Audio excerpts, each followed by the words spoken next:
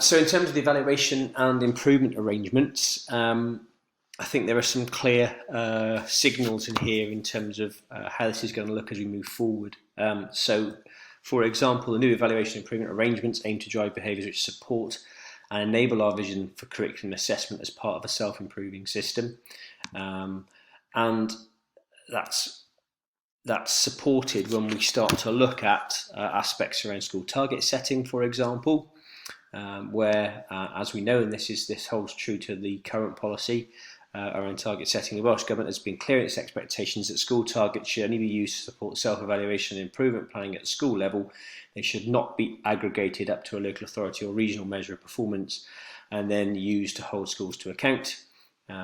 Really, assessment within this curriculum framework and within future policy is primarily for its formative purpose in supporting learner development, not as an accountability tool. While self-evaluation and target setting in the school may consider information gathered through individual learner assessment, these activities should not be conflated with external accountability at local authority, regional or national level. So having stated how assessment should not be used, what is then provided is some guidance around what should be features of effective assessment in schools. So if we look at this section around planning for assessment within the school curriculum, some guidance is given there around some key aspects, but in this section it states there are a number of fundamental matters that schools should consider when designing their curriculum and providing learning experiences in the classroom. So the first consideration is around breadth and depth. Now, I'm not going to go through these individually, but I can pick out a few key things. Schools should not undertake specific assessment activities at each progression step to make a judgment about a learner's progress at a set age or point in time. The purpose of these descriptions of learning is to provide guidance on the pace of progression in order to support practitioners in informed curriculum design and learning and teaching. They are not a series of criteria to be directly assessed against, nor can they be met with single assessment tasks. So viewing this approach to assessment through the lens of the old assessment approach, which was on a best fit basis with national curriculum levels, which is actually unhelpful when considering this new approach to assessment. In terms of the approach that schools should take to assessment, I think there is some really important points that are made in this section. In particular, this first paragraph kind of sets out how we should think about the information we have about assessment and evidence and progression of learning of our young people. So what it states is when a learner enters a school at any point, the school should ensure they understand where they are in their learning and the progression they have made to date. This understanding should be used to identify a learner's starting point and how the school can best move learning forward. Practitioners should take account of information provided by those who have previously supported the education of the learner. So a key kind of indication here in terms of some of the sorts of work we should be doing through our moderation and our transition processes as we move forward. This approach is then set out with some further points as we move through. Things such as, for example, learners being more involved in the way that they assess their own progress as they move through the continuum, greater opportunities for peer and self-assessment.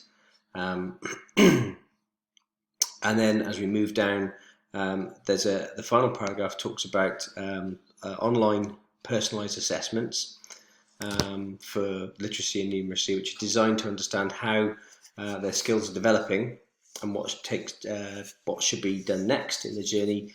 But again, online person assessments are designed to support learning and teaching and are not for the purpose of external accountability. They're to tell us as a teacher where skills in evidence are strong or where perhaps they need further development. They are not to be used to compare across groups of learners or across schools or local authorities. They are there to support our teachers in understanding how best they can move learning forward for young people. In terms of recording learner progress then, again, the same kind of messaging is signalled that we've seen throughout this assessment guidance. So head teachers should ensure that information gathered on learner progression is proportionate and is only used within the school to directly support learning progression and inform teaching. It should not be used for the purposes of external accountability. Here are the 5 things really that your assessment information could and should be used for. So informing communications and engagement activity with parents and carers, which is an obvious one. Support transition of learners along the continuum, so the exchange of that information from one setting or school to another, so that the school has a good understanding of where that young person is, and has some information then for the teachers about how they can move forward on that journey, to help practitioners and leaders to understand their develop understanding of progression, to inform curriculum development and inform future learning and teaching, so assessment for its formative purposes, and then to identify where improvement and support are needed as part of the school self-evaluation process. So that would feed into self-evaluation at both, for example, a middle leadership level, but also then into the whole school self-evaluation in terms of whether learners are making expected progress, or perhaps whether there is some work to be done around aspects of teaching and learning to better support pupil progress. In the next section of the guidance, there's discussion of developing a shared understanding of progression within and across schools, and again, some important things here to flag. During the process of developing a shared understanding of progression, leaders and practitioners should consider, and again, here are the key considerations, how their school has designed its curriculum and assessment arrangements to reflect the principles of progression, the principles that were set out in the curriculum framework, guided by the descriptions of learning that have been developed for each of the what matters statements within the areas of learning and experience. The impact that this has had upon teaching, the impact this has had upon individual learners and how this is demonstrated in their progression and the outcomes of their learning, and the process of learning, so how learners are learning within the classroom. So the insight and understanding gained as a result of this professional dialogue should inform each school's self-evaluation process, helping define future priorities for leadership, curriculum design, and learning and teaching. So again, a really strong emphasis upon the richness of this information that's drawn through progression and assessment, how this feeds into self-evaluation, and how that therefore prioritises staff skills and needs and requirements in terms of professional learning, developing the quality of teaching and so on.